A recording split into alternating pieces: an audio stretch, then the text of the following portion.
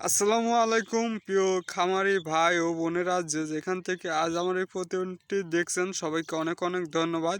তো প্রতিবেদনটি না টেনে সম্পূর্ণ দেখুন, এতে কিন্তু আপনি অনেক কিছুই শিখতে পারবেন এবং অনেক কিছুই কিন্তু জানতে পারবেন। তো মূল কথায় চলে আসি। তা আপনার যদি অল্প পরিমাণ ক্যাশ থাকে তাহলে কিন্তু আপনি কোন ব্যবসা করবেন ভাবছেন, তাহলে কিন্তু আপনি অল্প টাকা ক্যাশ থাকলে কিন্তু আপনি ছাগলের খামার করতে পারেন। আপনি অল্প পরিমাণ ছাগল ক্রয় করে কিন্তু খামারটি শুরু করতে পারেন। অল্প থেকে যদি আপনি বড় হন তাহলে কিন্তু আপনি লসের সম্মুখীন হবেন না, কারণ অল্প থেকে যদি বড় করা যায় তাহলে কিন্তু আপনি অনেক অভিজ্ঞ হয়ে যাবেন। কারণ ছাগল পালনে কিন্তু সেরকম অসুখ বিসুখ হয় না, তারপরেও কিন্তু নিজের একটা অভিজ্ঞতার বিষয় থাকে। কিভাবে ছাগল পালন করব, কি কি খাওয়াবো, কিভাবে ছাগলকে খাওয়ালে আপনার খরচ কম হবে, এসব অনেক বিষয় কিন্তু জানার থাকে। তাই হুট করে বড় করে খামার না করে ছোট থেকে বড় করলে কিন্তু আপনি লাভবান হবেন। তাই যারা নতুন ছাগলের খামার করতে চান, ভিডিওটি তার জন্য খুবই গুরুত্বপূর্ণ। আপনারা কিভাবে খামার করবেন এবং কিভাবে লাভবান হতে পারবেন, এসব বিষয় নিয়ে এই ভিডিওটি সাজানো। তো যারা নতুন খামার শুরু করতে চান তাদের জন্য ভিডিওটি আজ তাদের জন্য এই ভিডিওটি। তো আপনারা যারা নতুন খামার করতে চান তারা অবশ্যই কিছু দেশি ছাগল, আমাদের দেশে যে দেশি ছাগল আছে, এই দেশি ছাগলগুলো আপনারা প্রথমে ক্রয় করুন। কারণ দেশি ছাগলে কিন্তু অসুখ বিসুখ কম, এগুলা কিন্তু আপনারা পরে পর্যায়ক্রমে ক্রস করে কিন্তু উন্নত জাত করতে পারেন। তো ভিডিওটি এজন্যই করা যে যারা নতুন খামার করতে চান, নতুন উদ্যোক্তা হতে চান, তারা অবশ্যই দেশি ছাগল দিয়ে খামার শুরু করবেন।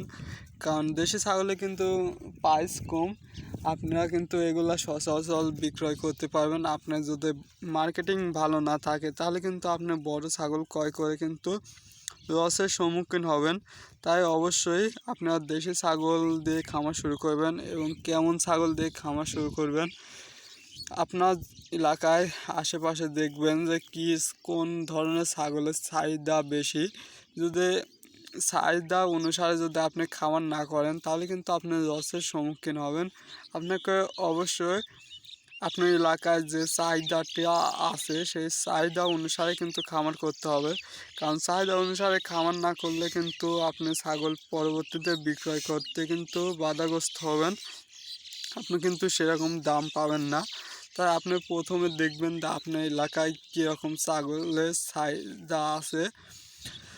ধরুন আপনার এলাকায় গোস্তর খুব চাহিদা, মার্কেটে গোস্তর খুব চাহিদা, তাহলে কিন্তু আপনি খাসি ছাগল দিয়ে খামারটি শুরু করতে পারেন। আপনি 5 থেকে 6 হাজার টাকার মধ্যে খাসি ক্রয় করলেন, করে এগুলাকে কিন্তু 7-8 মাস যদি আপনি খাওয়ান তাহলে কিন্তু ডাবল দামে বিক্রয় করতে পারবেন। আর আপনার সেই রকম কিন্তু ছাগলের খরচ হয় না।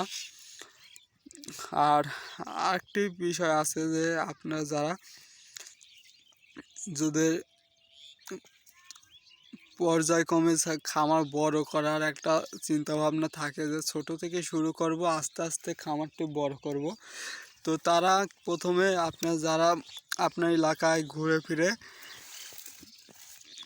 দেশি যে ছাগলগুলা একবার বাচ্চা দিছে সেসব ছাগল আপনারা ক্রয় করবেন। চাইলে বাচ্চা সহ ক্রয় করতে পারেন, আবার এরাও ক্রয় করতে পারেন। আপনারা যদি বাচ্চা সহ ক্রয় করেন তাহলে কিন্তু একটি লাভ আছে, সেটা হলো আপনার বাচ্চা ম্যাক্সিমাম 15 থেকে 20 দিন করে বাচ্চা হবে।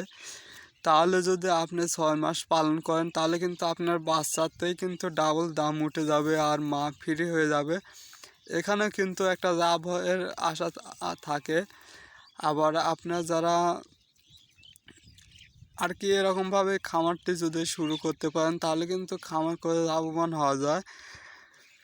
খামার পর্যায়ক্রমে বড় করতে চাইলে অবশ্যই আপনাকে দেশি ছাগল ক্রয় করতে হবে এবং এগুলা আপনারা পর্যায়ক্রমে বড় পাটা দিয়ে প্রজনন করে কিন্তু ধীরে ধীরে বাচ্চা মান সম্বন্ধ উন্নয়ন করতে পারেন।